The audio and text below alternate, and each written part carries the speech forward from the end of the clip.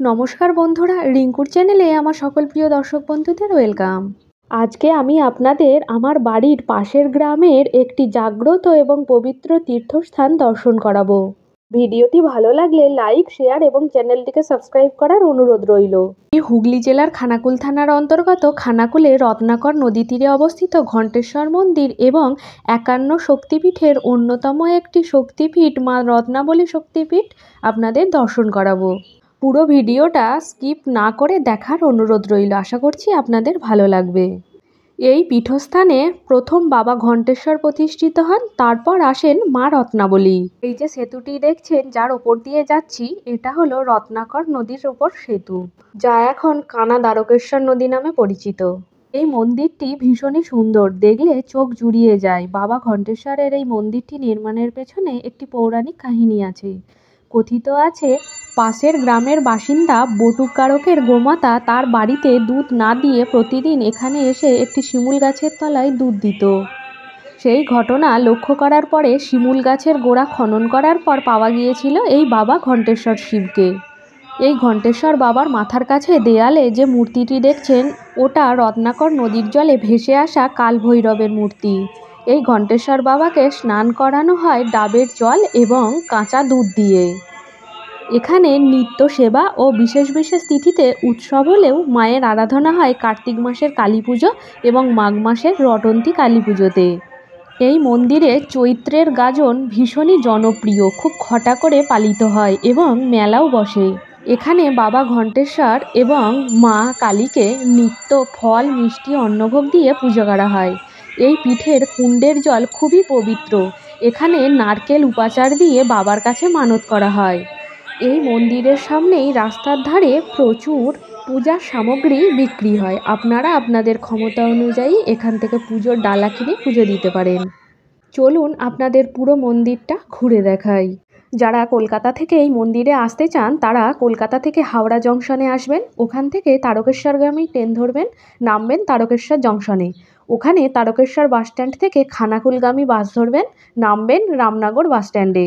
Ramnagar bus stand থেকে টোটো ধরে 5 মিনিটে পৌঁছে যাবেন ঘণ্টেশ্বর শিব মন্দির বা রত্নাবলী শক্তিপীঠে। এই সুন্দর যে মন্দিরটি দেখছেন, এটি হলো নাট মন্দির। এই মন্দিরের দেওয়ালের চারপাশে সুন্দর চিত্রের মাধ্যমে ফুটিয়ে তোলা হয়েছে শিবের বিয়ে থেকে বিষপান সব পৌরাণিক কথা। এই নাট মন্দিরটি ঠিক ঘণ্টেশ্বর মন্দিরের মুখোমুখি অর্থাৎ অপোজিটে অবস্থিত। আপনারা দেখতেই পাচ্ছেন। চৈত্র মাসের শেষ 4 থেকে 5 দিন খুব ঘটা করে এখানে গাজনের মেলা হয়। দূর দূরান্ত থেকে অনেক তীর্থযাত্রী এখানে আসেন এই মেলা দেখতে। হিন্দু পৌরাণিক কাহিনী অনুসারে রত্নাবলী শক্তিপীঠ মা সতীর 51টি পীঠের মধ্যে একটি। ভগবান বিষ্ণু শিবকে তার স্ত্রী সতী হারানোর দুঃখ থেকে মুক্ত করতে মা সতীর দেহকে সুদর্শন চক্র ব্যবহার করে খণ্ডিত করেছিলেন। মা সতীর দক্ষিণ স্কন্দ অর্থাৎ ডান কাঁধ এখানে পতিত হয়েছিল, তাই এখানে মন্দির নির্মাণ হয়েছিল। এই মন্দিরের পাশ দিয়েই বয়ে গেছে রত্নাকর নদী, যা অভিরাম ঠাকুরের অভিশাপে কানা হয়ে গেছে। এই নদীর নাম অনুসারেই মন্দিরের নামকরণ করা হয়েছে রত্নাবলী শক্তিপীঠ। এই যে পুকুরটি দেখলেন, এটা মা কালীর পুকুর। এই পুকুরের পাশ দিয়েই আর মিনিট 4 হেঁটে গেলেই একটা পুকুর পড়ে। ওখানেই গাজন হয় চৈত্র মাসের শেষ দিনে। এখানে মা দক্ষিণা কালী কুমারী রূপে পূজিতা হন, তাই মাকে শাঁখা সিঁদুর পরানো হয় না। এই মন্দিরের গর্ভগৃহে কোনো আলো জ্বলে না। এই মন্দির চত্বরের মধ্যে প্রত্যেক দিন সন্ধ্যার সময় আগে মায়ের আরতি হয় এবং সব শেষে বাবার আরতি হয়। এখানে নিত্য ভোগ প্রসাদ হয় না, অমাবস্যা বা বিশেষ কোনো তিথিতে ভোগ হয়। এই মন্দিরটি আপনাদের ভালো লাগলে অবশ্যই একটা লাইক দেবেন এবং ভালো লাগলে শেয়ার করারও অনুরোধ রইল। এখানে রয়েছে মন ভোলানো মা কালীর মূর্তি। এই মাকে দেখলে মন প্রাণ সব ভরে যায়। আমি প্রায়শই এই মন্দিরে আসি এবং মন্দির চত্বরে অনেকক্ষণ সময় কাটাই। আমার ভীষণই ভালো লাগে, মনে প্রশান্তি আসে। এই মন্দিরে মা এবং বাবাকে মন প্রাণ দিয়ে ডাকলে উনি ভক্তদের মনোবাঞ্ছা পূর্ণ করেন। মা কালীর মন্দিরের ঠিক পাশেই রয়েছে বিশালাক্ষী মন্দির। আপনাদের মায়ের মুখটা দর্শন করাই, দেখলে একদম মন ভরে যাবে। অসাধারণ এই মূর্তি।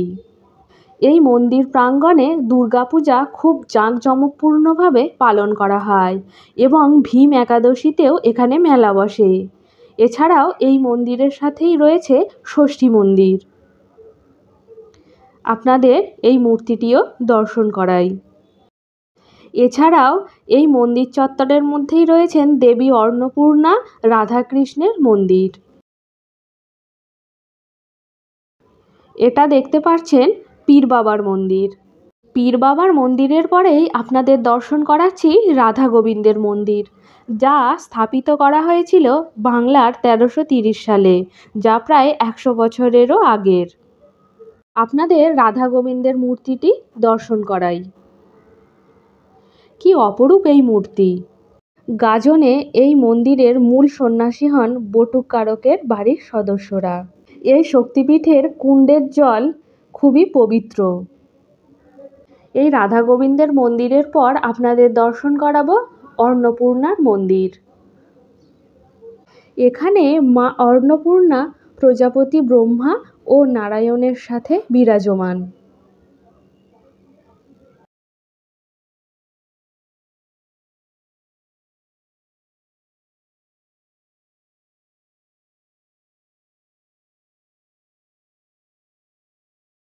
এই অন্নপূর্ণা মন্দিরের পাশেই রয়েছে নহবত ঘর।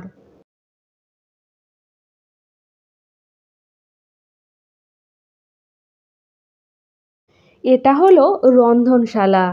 এখানে নিত্য ভোগ প্রসাদ হয় না, অমাবস্যা বা বিশেষ কোনো তিথিতে এখানে ভোগ রান্না হয়।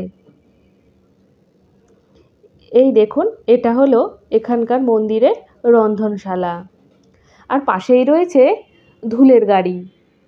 এই মন্দিরের ঠিক পিছনেই রয়েছে পুরানো শ্মশান, যা ঘণ্টেশ্বর মহাশ্মশান নামে পরিচিত।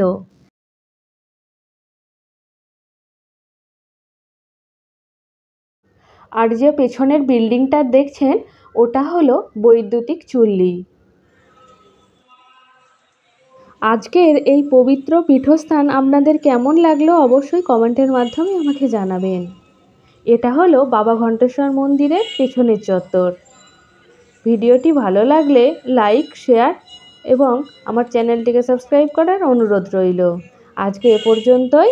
আবার দেখা হবে অন্য একটি পর্বে, অন্য একটি নতুন ভিডিওর সাথে। ততক্ষণ আপনারা সকলেই ভালো থাকবেন, সুস্থ থাকবেন, সাবধানে থাকবেন এবং আমার পাশে থাকবেন।